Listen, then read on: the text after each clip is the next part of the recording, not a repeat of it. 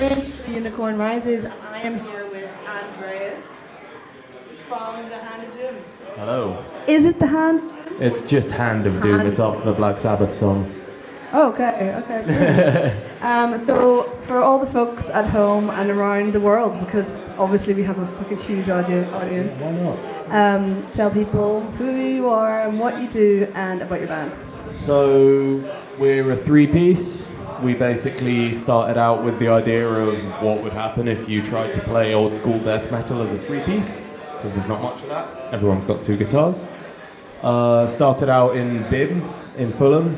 Gus on guitar, a guy called Hugo on drums, and a bassist that I never met because I replaced him. Hey. Sorry, for people who don't know what his BIM stands.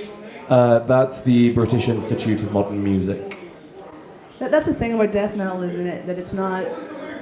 Where punk is just a bunch of people who can't play, getting up, making any noise. Well, yeah. Death metal is really the thinking man's metal. Oh yeah, no, it's technical as hell. Like, we're not so heavy on the technicality. Like, a lot of our riffs aren't ridiculously difficult, but they're just really fun to play. They're intricate still, you know, there's a lot of tricky picking and hands moving all over the fretboard, but they're just fun to play at the end of the day.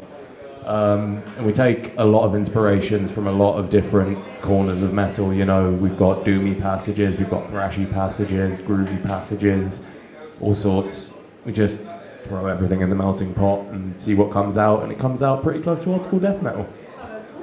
So I'm hoping that you will give us a song that we can intersplice between all this talking, that we can go through stuff.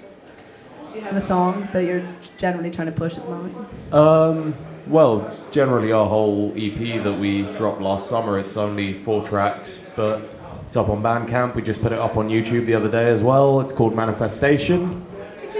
So tell us about that.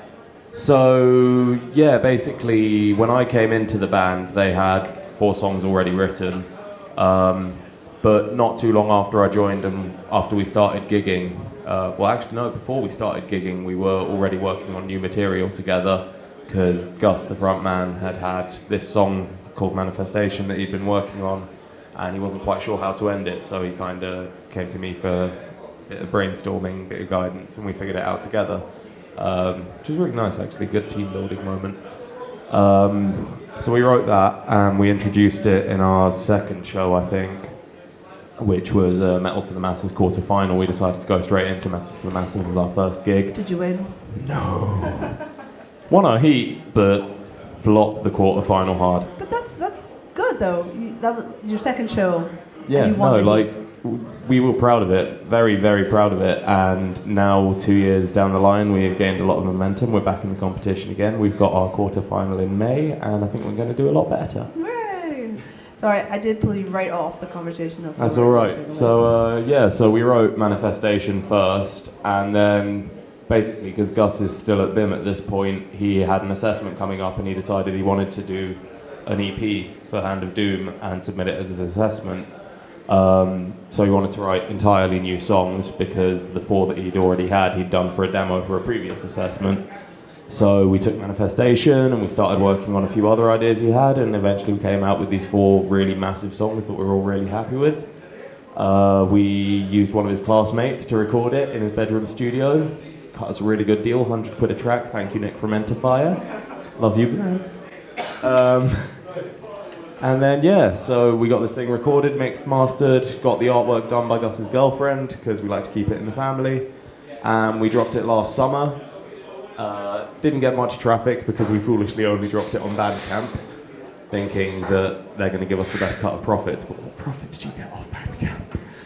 I have no experience of Bandcamp, so what is the deal with Bandcamp? Okay, so they're actually pretty good about it all. So we got 2 sales in the first week. One friend paid 10 quid, one paid 6.66. Oh, was it like pay as you wish? Yeah, like we set the minimum at £2, because we figured 50p per track's a pretty good rate for tunes this big.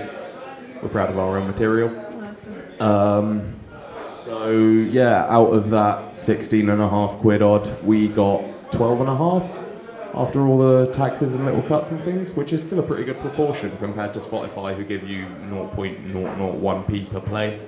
Yeah, but one is selling an album, the other one is streaming a song, right? This is true. This is very You're true. comparing apples and oranges. I hate to be the voice of reason in this hand of doom, but yeah.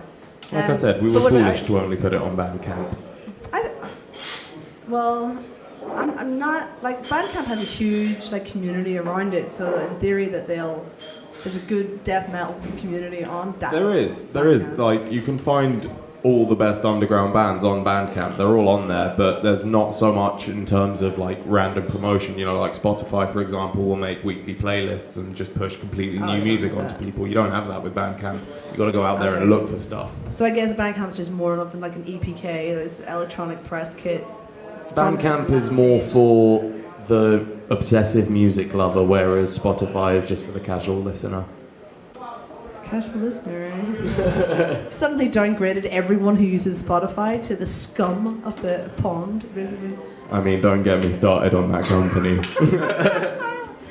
I actually don't have a problem with Spotify. I mean, I think they're just someone who found a hole, much like Apple and iTunes, and just went for it. No, like, I understand that they do what they do well, except that they don't pay the artists well, and they don't pay themselves well either.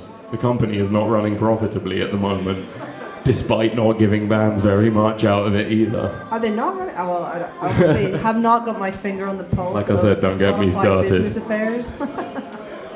Or is this just stuff that you learn in BIM? Well, it was, yeah. Well, I'm not a BIM myself, actually. I just met Gus randomly here, actually, at a Bangover gig a few years ago, and I'm now with them as well, funnily enough. But yeah, no, it's just, because I've been talking to Gus a lot about Spotify lately, about maybe we should put our EP up on there and doing a bit of research into it, and did a little bit of digging and found a couple of news reports that were quite interesting. I think it's a hard sell. You're not going to make any money off Spotify. You're not, but it's going to get you a hell of a lot more recognition than anywhere else.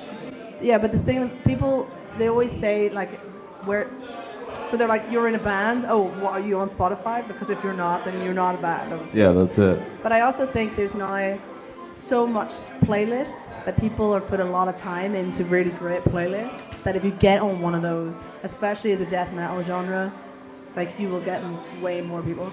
And there's now adverts you can do on Spotify. Oh, really? So you can, right, you know, if someone doesn't pay for Spotify, an advert comes in, right? So you can set it up so that your song fades in like a song, and then you go, hi, you're listening to Hand of Doom, and we're going to play London, blah, blah, blah, blah, blah. And then it's only advertised to Londoners. That's pretty cool. And there's a nice piece of freaking info for you. The more that you has know. just come out. I think CD Baby run the program to get that done, but yeah. Anyway, so you can fool people into thinking that they're listening to your song while it's actually an advert for your song. That is It's genius. wickedly deceptive. I love it. So there you go. But you need to be on Spotify. Yes, be in it to win I it. think I need to. So yeah, you're never going to make any money, but I think, especially as a subgenre, is death metal even a subgenre anymore? Have I just made enemies with that entire sentence? Nah, it's still a subgenre. Metal is the genre, but there are many subgenres within that. Yeah. But I would have thought that death metal is itself the top genre, and now there are many subs below that. I mean, I won't comment because I'm a thrasher at heart. You just hurt my soul a little bit. Okay. So, do you have another EP coming out? I mean, what's the crack? We are actually working on new material for a full-length album that we want to try and get together by the end of this year, release sometime early next year. No idea what it's going to be called yet, but we're going to re-record at least a few of the songs from that first demo, because they're really good songs and they deserve a good recording. And we're also working on a bunch of new material. We got 2 songs almost ready to go, like 3 or 4 others in the works. So enough material for an album. So you are playing here. We are next week, next Tuesday. With Nikki Enterfire, actually. Yeah. And who else is on that show? So the headliners are Domination, who are a wicked thrash band from Greece. I'm actually friendly with them because I went to university with the guitarist. And they're the ones who invited us onto the show. And then the sub-headliners are Reprisal, who I love to bits. They are one of my favourite bands in the underground or otherwise. I first discovered them when they were playing Metal to the Masses in Reading in 2014, back when I used to live there. And over the years, I've gone to see them many times. I've eventually forged friendships with them, and I'm finally going to play with them next week, which is a bit of a dream come true for me. Yay! So, yeah, really excited about the show next week. I love all the bands as people and as bands, and it's going to be wicked. It's an honour to be on that bill. That's cool. So that's what, the 5th of March? Yes, 5th of March. It's here, and it's free, 5th of March. And that it is.